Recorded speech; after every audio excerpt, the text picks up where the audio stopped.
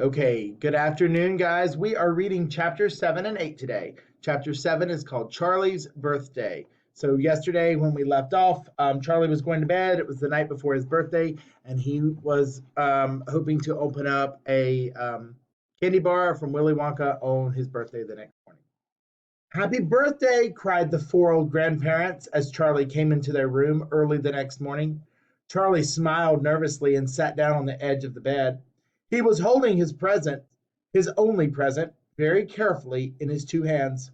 Wonka's Whipple Scrumptious Fudge Fudge Mallow Delight, it said on the wrapper. The four old people, two at either end of the bed, propped themselves up on their pillows and stared with anxious eyes at the candy bar in Charlie's hands. Mr. and Mrs. Bucket came in and stood at the foot of the bed, watching Charlie. The room became silent. Everybody was waiting now for Charlie to start opening his present. Charlie looked down at the candy bar. He ran his fingers slowly back and forth along the length of it, and stroking it lovingly. And the shiny paper wrapper made little sharp crackling noises in the quiet room. Then Mrs. Bucket said gently, "You mustn't be too disappointed, my darling, if you don't find what you're looking for underneath that wrapper. You really can't expect to be as lucky as you really can't expect as lucky as all that." "She's quite right," Mr. Bucket said. Charlie didn't say anything. He's really hoping that he has one of the golden tickets inside of there. "After all," Grandma Josephine said, "in the whole wide world, there are only 3 tickets left to be found. The thing to remember," Grandma Georgina said, "is that whatever happens, you'll still have the bar of candy. Wonka's Whipple Scrumptious Fudge Mallow Delight," cried Grandpa George. "It's the best of them all. You'll love it." "Yes," Charlie whispered, "I know. Just forget all about those golden tickets and enjoy the candy," Grandpa Joe said. "Why don't you do that?" They all knew it was ridiculous. It was ridiculous to expect this one poor little candy bar to have a magic ticket inside it, and they were trying as gently and kindly as they could to prepare Charlie for the disappointment. But there was one other thing that the grown-ups also knew, and it was this: that however small the chance might be of striking lucky, the chance was there.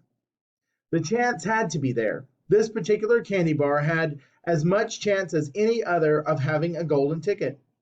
And what and that was why all the grandparents and parents in the room were actually just as tense and excited as Charlie was, although they were pretending to be very calm. "You'd better go ahead and open it, or you'll be late for school," Grandpa said.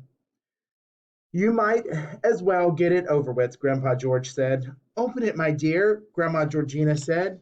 "Please, open it. You're making me jumpy." Very slowly, Charlie's fingers began to tear open one small corner of the wrapping paper. The old people in the bed all leaned forward, craning their scraggy necks. Then suddenly, as though he couldn't bear the suspense any longer, Charlie tore the wrapper right down the middle, and on his lap there fell a light brown, creamy-colored chocolate candy bar. There was no sign of a golden ticket anywhere. "Well, that's that," said Grandpa Joe brightly. "It's just what we expected."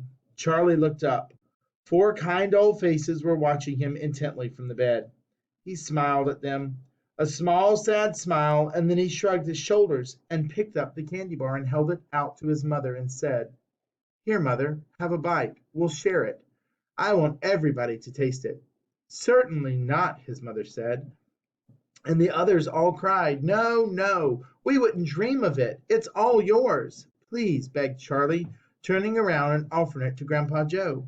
But neither he nor anyone else would take even a tiny bite. "It's time to go to school, my darling," Mrs. Bucket said, putting an arm around Charlie's skinny shoulder. "Come on, or you'll be late." That's the end of chapter 7. Chapter 8. 2 more golden tickets found. That evening, Mr. Bucket's newspaper announced the finding of not only the 3rd golden ticket, but the 4th as well. "2 golden tickets found today," screamed the headlines. "Only 1 more left." "All right," said Grandpa Joe, when the whole family was gathered in the old people's room after supper. "Let's hear who found them." "The 3rd ticket," read Mr. Bucket, holding the newspaper up close to his face because his eyes were bad and he couldn't afford glasses. The third ticket was found by Miss Violet Beauregard. That was great excitement in the Beauregard household when our reporter arrived. There was great excitement in the Beauregard household when our reporter arrived to interview the lucky young lady. Cameras were clicking and flashbulbs were flashing, and people were pushing and jostling and trying to get a bit closer to the famous girl. And the famous girl was standing on a chair in the living room, waving the golden ticket madly at arm's length, as though she were flagging a taxi. She was talking very fast and very loudly to everyone, but it was not easy to hear all that she said because she was chewing so ferociously upon a piece of gum at the same time. I'm a gum chewer normally, she shouted, but when I heard about these ticket things of Mr. Wonka's, I laid off the gum and switched to candy bars in hope of striking lucky. Now, of course, I'm right back on gum. I just adore gum. I can't do without it. I munch it all day long, except for a few minutes at mealtime when I take it out and stick it behind my ear for safekeeping. It's kind of gross. There is Violet Beauregard and her family. To tell you the honest truth, I simply wouldn't feel comfortable if I didn't have the little wedge of gum to chew on every moment of the day. I really wouldn't. My mother says it's not ladylike, and it looks ugly to see girls' jaws going up and down like mine do all the time, but I don't agree. And who's to criticize anyway? Because if you ask me, I'd say that her jaws are going up and down almost as much as mine, just from yelling at me every minute of the day. Now, Violet, Mrs. Beauregard said from a far corner of the room, where she was standing at the piano to avoid being trampled by the mob. All right, mother, keep your hair on, Miss Beauregard Miss Beauregard shouted.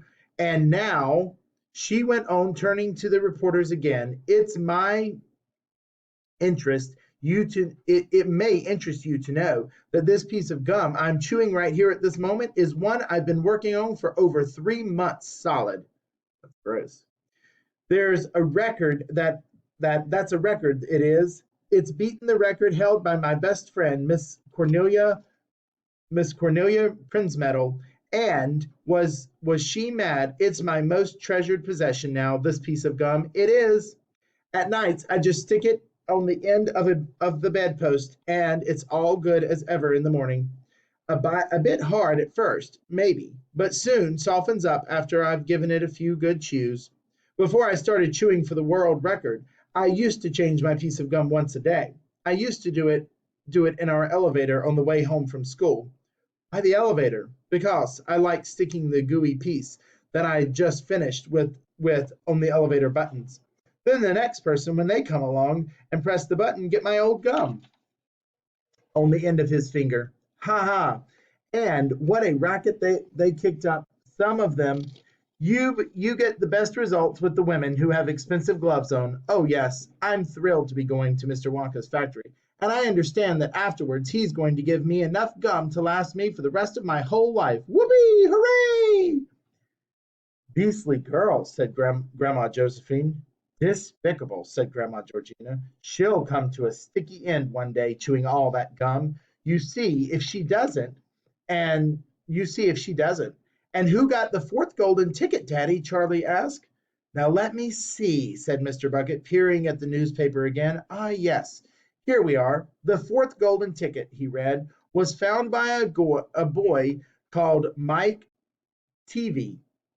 Another bad lot, I'll be bound, muttered Grandma Josephine. Don't interrupt, Grandma, said Mrs. Bucket. The Teavee household and Mr. Bucket, going on with his reading, was crammed like all the others with excited visitors when our reporter arrived. But young Mike Teavee, the lucky winner, seemed extremely annoyed by the whole business. Can't you fools see I'm watching television? He said angrily. I wish you wouldn't interrupt. The 9-year-old boy was seated before an enormous television set, with his eyes glued to the screen, and he was watching a film in which one bunch of gangsters was shooting up another bunch of gangsters with machine guns. Mike Teavee himself had no less than 18 toy pistols of various sizes hanging from belts around his body, and every now and again he would leap up in the air and fire off a half a dozen rounds from one or another of these weapons. Quiet, he shouted when someone tried to ask him a question. Didn't I tell you not to interrupt? This show's an absolute whiz banger. It's terrific. I watch it every day. I watch all of them every day, even the crummy ones where there's no shooting. I like the gangster best. They're terrific. Those gangsters, especially when they start pumping each other full of lead or flashing the old stilettos or giving each other the 1, 2, 3 and their knuckle dusters. Oh boy, what wouldn't I give to be doing that myself? It's life, I tell you. It's terrific. So here is the boy watching TV. It looks like he's got some little pistols on his hands and maybe a cowboy hat, some type of hat there on. That's quite enough, snapped Grandma Josephine. I can't bear to listen. Nor me, said Grandma Georgina. Do all children behave like this nowadays? Like these brats we've been hearing about? Of course not, said Mr. Bucket, smiling at the old lady in the bed. Some do, of course. In fact, quite a lot of them do, but not all. And now there's only one ticket left, said Grandpa George. Quite so, sniffed Grandma Georgina, and just as sure as I'll be having cabbage soup for supper tomorrow, that ticket will go to some nasty little beast who doesn't deserve it. And that's the end of chapter 8. I'll continue tomorrow with chapter 9. Have a good afternoon.